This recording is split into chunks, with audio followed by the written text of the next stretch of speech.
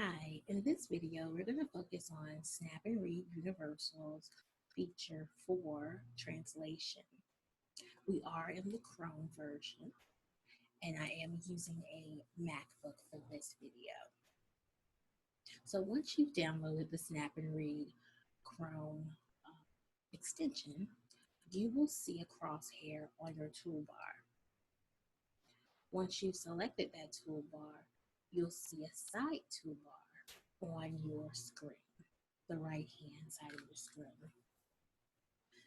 The feature that we're going to use today is translation, and you can find that at the A icon. But before we utilize the translation feature, we want to set our language for the user.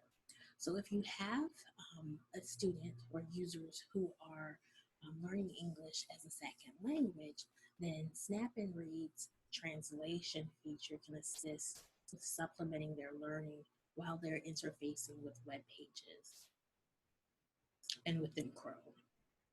So to access the languages, we're going to click on the icon, select options, and within options, we're going to go down to the primary language translation. Right now, I have it set to Spanish, and the speaker will be Paulina, but you can see you have options for Diego, Monica, and then Google Espanol and Google Espanol de Estados Unidos. So depending on the user's preference, they will select the speaker if they would like. In addition to Spanish, there's over 150 languages that a user can utilize using this feature. So depending on the second language that the speaker utilizes, they could select from this drop down. So we're going to keep it at Spanish for this demonstration, and then we'll use Paulina for our speaker. So once you've made your selection, you can just X out of that portion. And then we're back at our website. So for instance, say a student is interested in highlighting, they're learning about the weeds of the sea, and they're not quite familiar with the terminology that's here. So they would select the translation feature on the toolbar, and now it's highlighted. And then they would select the text in which they would like translated. So as you can see, there's a question mark now. So that lets you know that the passage has been translated to your specified language. And then if the user they don't want to read it, but maybe they need to hear it read to them, they have that capability as well. So what they would do is click on the speech and determine where they want the speech to start.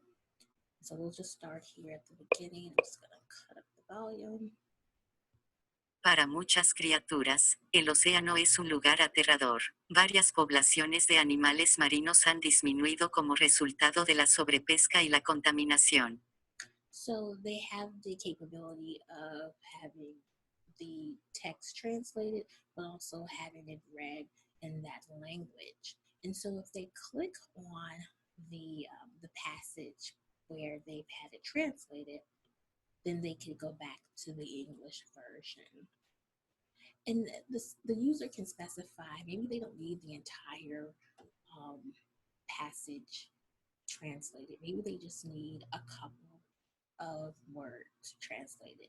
They have the capability to do that as well. So let's say they didn't understand what terrifying meant. They'll just select translation, and they will highlight the word,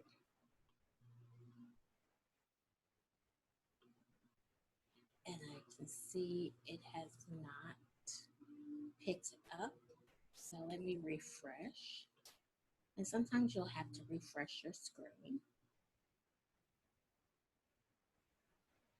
Okay.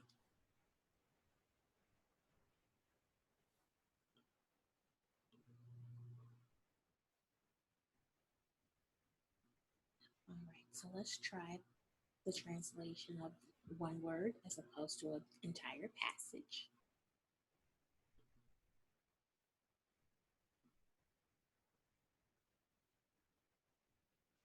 And so you can see it has translated the one word. So let's go back to speech and see how it integrates that word into the spoken text to speech. For many creatures, the ocean is a espantoso place. Several marine animal. So it integrates Paulina's voice, speaking voice, within the speech component. So students may and users may find that very helpful to them as they're navigating content that's unfamiliar to them, coming across words that may be difficult or hard to translate in their native language. So translation is available. One of the key features that is available in the Chrome extension. But if you watch the desktop video of Snap and Read, you could see that there was no translation for that version. So Chrome extension has a lot more variability, a lot more features that a diverse group of students could utilize. Now that concludes our video. Thanks for joining me.